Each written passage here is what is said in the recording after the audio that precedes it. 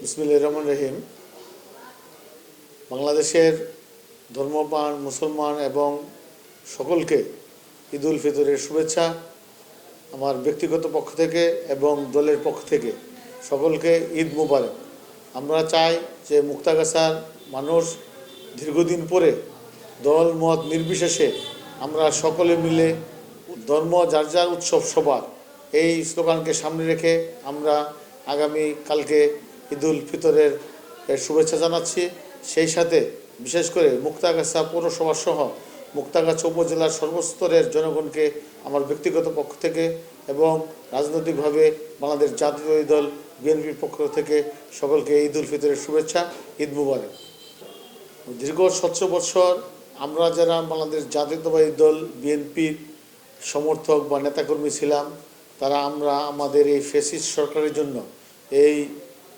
আমরা আমাদের পরিবারকে সাথে নিয়ে এবং আত্মীয় স্বজনকে সাথে নিয়ে বিভিন্ন ঈদ এবং বিভিন্ন উৎসবের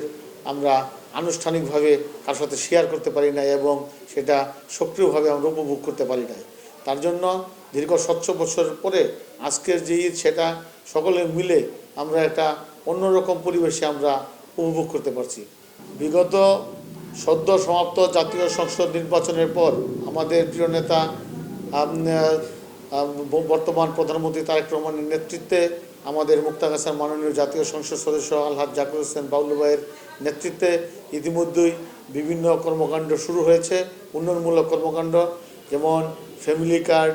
তা পয়লা বৈশাখে কৃষক কার্ড, ইমাম মুয়াজ্জিনদের সম্মানী ভাতা এবং বিভিন্ন উন্নয়নমূলক কর্মকাণ্ড শুরু হয়েছে এবং আগামী দিনে সেই উন্নয়নমূলক ধারাবাহিকতা রক্ষা করার জন্য সকলের সার্বিক সহযোগিতা কামনা করি এবং আমাদের নেতা আলহাজ জাকির হোসেন বাবলু ভাইয়ের নেতৃত্বে মুক্তাগাছাকে একটি সুখী সমৃদ্ধশালী আধুনিক মুক্তাগাছা গড়ে তোলার প্রত্যয় ব্যক্ত করছি।